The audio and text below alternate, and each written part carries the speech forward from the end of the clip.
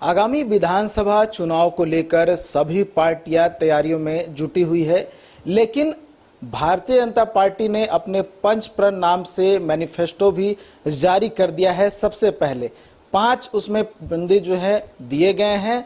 उन बिंदुओं को लेकर हम केंद्रीय प्रवक्ता जो कि झारखंड मुक्ति मोर्चा से हैं, मनोज पांडे, उनसे बात करेंगे। साथ ही झारखंड मुक्ति मोर्चा के क्या कुछ मुद्दे अभी चल रहे हैं, मैनिफेस्टो कब जारी होगा और जो सवाल हैं उन सवालों का क्या कुछ जवाब देते हैं, इनसे बात करते हैं।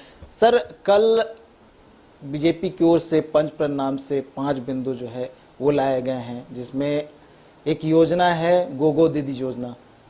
2100 रुपया दिया जाएगा महिलाओं को। अभी से ही उस योजना की शुरुआत कह सकते हैं ग्राउंड लेवल से की जा रही है। महिलाओं को फॉर्म भरवाया जा रहा है। आप लोग को जानकारी मिली, कैसे देखते हैं इस योजना को? देखिए, भारतीय जनता पार्टी झारखंड की महिला सशक्त हो, हमारी बहनें सशक्त हो, उसके खिलाफ है। अगर खिलाफ नहीं होती तो मैया सम्मान योजना एक महत्वाकांक्षी योजना 1000 रुपये सभी महिलाओं को उनके खाते में जा रहा है। तो पेट में दर्द क्यों हो गया? आप हाईकोर्ट क्यों चले गए? क्यों PIL कर दिया आपने रुकवाने के लिए? देखिए, इनकी कथनी करनी में अंतर है। ये जुमलाबाजी करते हैं, वो वादे करते हैं वो वादे पूरे नहीं करते हैं। कई एक ऐसे उदाहरण है, उठाकर देख लीजिए आप। केंद्र की सरकार ने क्या क्या वादे किए थे। वहीं हेमंत सोरेन की सरकार लगातार अपने वादों को पूरा करने में और झारखंडियों को सशक्त बनाने में, झारखंडी विषयों को लेकर हम मुखर होते हैं, लेकिन इनके मुंह पर फेविकॉल लग जाता है। आप पूछिए कि पिछड़ों का आरक्षण आपने क्यों रोक रखा है भाई? आप ही ने 14% कर दिया था घटा के। उस पर कुछ फैसला कीजिए। हम लोगों ने तो भेजा है आपके पास। सरना धर्म कोड पर क्यों नहीं फैसला करते हैं? कुंडली मार के बैठे हैं। और 1,36,000 करोड़ रुपया आप हमारा दे दीजिए। नहीं चाहिए भीख, नहीं चाहिए आपसे कोई मुझे अनुदान। अरे मेरा हक है, हमको दीजिए। सुप्रीम कोर्ट ने ऑर्डर कर दिया, ले तो लेंगे ही, हम हर हाल में ले लेंगे। अवमानना का भी मामला बनता है। हमारे पैसे हमको मिल जाएंगे तो हम आज इन बहनों को जो हम 1000 दे रहे हैं, हम 3-3 हजार रुपये तक देने की क्षमता रखते हैं। वो तो कह रहे हैं हम सरकार में आएंगे तो 2100 रुपया देंगे। देखिए, वो कॉपी पेस्ट कर रहे हैं। जो पंच प्रण उन्होंने बोला है वो पंच प्रण नहीं, पंच प्रपंच है। जिन विषयों का जिक्र उन्होंने किया है उन विषयों पर तो वो एक्सपोज हो चुके हैं। वो बोलते हैं हम आवास देंगे। अरे तो फिर आवास की पैसा आपने क्यों रोक रखा था? झारखंड को जो प्रधानमंत्री आवास योजना का पैसा था वो आपने रोक दिया। तब हेमंत सोरेन ने ठाना कि हमें अपने लोगों को अपने पैसे से आवास देना है और एक बेहतर आवास देना है। 3 कमरों का आवास देना है। अबुआ आवास के नाम से हम लोगों ने सफल संचालन शुरू कर दिया। मिलने लगा लोगों को। प्रधानमंत्री महोदय भाषण में बोलते थे कि 2022 तक अगर तमाम बेघरों को घर नहीं दूंगा तो वोट मांगने नहीं आऊंगा। किस बेशर्मी से फिर वोट मांगने आ गए? इस पर तो बताना चाहिए उनको। बोलते हैं कि हम भत्ता देंगे बेरोजगारी। आप भत्ता देंगे, वो बोलते हैं मैं नौकरियां दूंगा। आपकी जब सरकार थी 5 साल, डबल इंजन की सरकार थी। यह अलग बात है कि वो हाथी उड़ाने में मशगूल थे, लेकिन आपने उस वक्त युवाओं को रोजगार क्यों नहीं दिया? आपने एक भी JPSC की परीक्षा क्यों नहीं ली?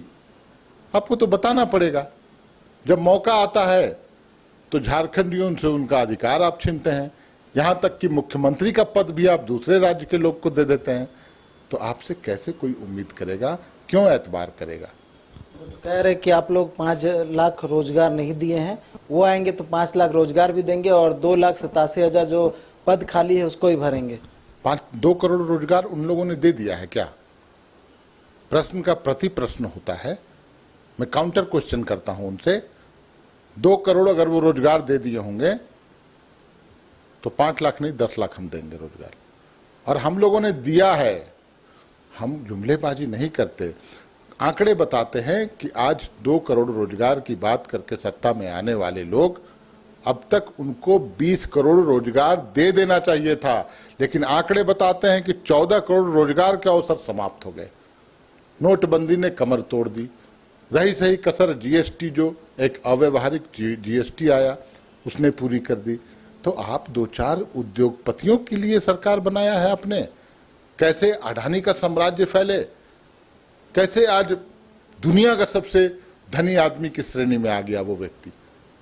प्रधानमंत्री महोदय जहां जाते हैं दूसरे दिन वहाँ पता चलता है कि एक कॉन्ट्रैक्ट साइन हो गया। ऐसी खबरें आती हैं। क्या वो उचित है? क्या आप 2-4 उद्योगपतियों के लिए आप प्रधानमंत्री हैं? आपको वादा निभाना होगा, जिन वादों को करके आप सत्ता में आए हैं। कह रहे हैं कि युवा विरोधी सरकार है, जितनी भी नियुक्तियां निकाली जाती है विवादों में चला जाता है, आखिर में रद्द हो जाता है। नहीं, नियुक्तियां निकली हैं, उन लोगों को हमने नियुक्तियां भी दी हैं। अभी तो लगातार नियुक्ति पत्र बांटे जा रहे हैं। क्यों बेचैन हो रहे हैं ये लोग? ये लोग अदालत जाके, कोर्ट जाके व्यवधान डालते हैं, ऑब्जेक्शन डलवाते हैं और उसको बाधित करने का प्रयास करते हैं। झारखंड का युवा समझता है, झारखंड का युवा एतबार करता है अपने नेता हेमंत सोरेन पर। ये माटी का बेटा ही यहाँ के लोगों के दुख दर्द को समझेगा। गुजरात में बैठे हुए लोग क्या समझेंगे? उनको तो अपने हितों की चिंता है। इसलिए नियुक्तियां हम दे रहे हैं, हम संजीदा हैं यहाँ के विषयों पर। और इसके उलट ये चंद उद्योगपतियों या बिजनेसमैन लोगों का एक पार्टी है, उससे ज़्यादा कुछ नहीं। आप लोग बोले थे कि बेरोजगारी भत्ता देंगे, स्नातक को देंगे 5,000, स्नातकोत्तर को देंगे 7,000। अब वो लोग नई घोषणा के साथ आए हैं कि जो भी पीजी या फिर ग्रेजुएट होंगे 2,000 रुपया 2 साल तक दिया जाएगा। देखिए, हम तो बोल रहे हैं कि 1,36,000 करोड़ रुपया हमारा वापस कर दीजिए ना, मेरा पैसा है ना, आप वापस दीजिए। वो भत्ता भी हम देंगे राज्य की स्थिति जो है उसको देखते हुए। लेकिन उसके बावजूद आपको मैं बता दूं कि वो भी प्रक्रिया चल रहा है। नियोजनालय के माध्यम से जो एम्प्लॉयमेंट एक्सचेंज होते हैं, वहाँ रजिस्ट्रेशन की कार्रवाई शुरू हो चुकी है, रजिस्ट्रेशन हो रहा है। बहुत जल्द उनको भी हम देंगे और हम देंगे। ये लोग जुमला बोलेंगे और हम लोग देंगे। आप तो हमको काम करने नहीं दिए, 2 साल कोरोना का छोड़ दीजिए, उसके बाद तो आपने ईडी, सीबीआई, चुनाव आयोग, क्या क्या लिफाफा खुल रहा है, कभी कुछ हो रहा है। उसके बाद 5 महीने आपने जेल में भेज दिया। मुझे काम करने का मौका कहाँ दिया आपने?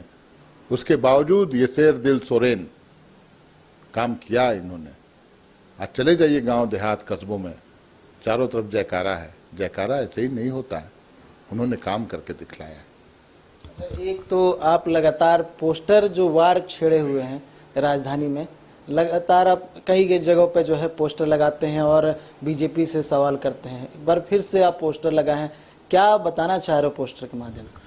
देखिए, बहुत सारे ऐसे विषय हैं जिन पर जवाब देना होगा भारतीय जनता पार्टी को, और खास करके चुनाव के समय तक जब जनता के बीच ये जाएंगे तो लोग पूछेंगे। मैं तो अभी 7 प्रश्न ही पूछा हूं, कई एक ऐसे प्रश्न हैं जिसका जवाब वो नहीं दे पाएंगे। आप आगे आकर बताइए कि बुलेट ट्रेन चलाने की घोषणा आपने की थी कि नहीं की थी। 11 साल हो गया, अब कितना साल चाहिए आपको? 100 स्मार्ट सिटी की बात आपने की थी, महंगाई कम करने की बात की थी, उसी पर आपकी सरकार बनी थी। 400 का सिलेंडर 1200 कर दिया आपने, किस उद्योगपति को लाभ पहुंचाने के लिए किया? पेट्रोल डीजल 100 के पार चले गए। महंगाई क्यों नियंत्रित नहीं हो रहा है? तो आपने जो वादे किए उन वादों पर आप खरा नहीं उतरते हैं। आपके बातों पर कोई एतबार नहीं है। आप एक एक करके जो जितने पॉइंट्स हैं, जितने बिंदु पर मैंने सवाल किया है, उसका जवाब दे दें भारतीय जनता पार्टी के लोग। मैं तो वही चाहता हूं। बीजेपी ने जो सवाल किया है, काउंटर में भी झारखंड मुक्ति मोर्चा ने भी सवाल किया है कि इनके जो बकाया राशि है वो केंद्र से नहीं दिए जा रहे हैं, और इससे पहले जो घोषणा किया गया था बीजेपी की ओर से, वो घोषणा कहाँ है, पूरा क्यों नहीं हुआ, जमीनी स्तर पर क्यों नहीं दिख रहा है। और साथ ही ये भी कहा गया है कि बीजेपी की ओर से जो आरोप लगाए जा रहे हैं कि राज्य सरकार ने काम नहीं किए हैं, तो राज्य सरकार को काम करने नहीं दिया गया। 2 साल कोरोना में निकल गया और उसके बाद ईडी, सीबीआई के चक्कर में सरकार को उलझा कर रखा गया, 5 महीने तक जेल में डाल दिया गया, इसलिए काम नहीं कर पाए। लेकिन अब काम चल रहा है, काम जल्द ही पूरा हो जाएगा और जो भी इन्होंने अपने मैनिफेस्टो में घोषणा की थी वो पूरा हो जाएगा। देखने वाली बात होगी कि इसमें कितनी सच्चाई है और क्या कुछ होता है। न्यूज़ बाइस्कोप के लिए कैमरा पर्सन गौरव के साथ नीरज कुमार, रांची।